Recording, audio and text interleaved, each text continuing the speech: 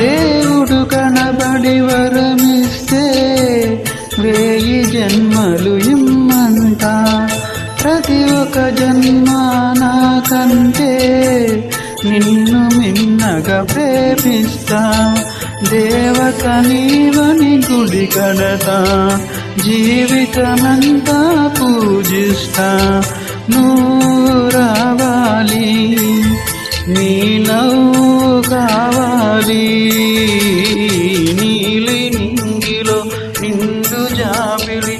నువ్వు రావాలి, నీ నవ్వు కావాలి.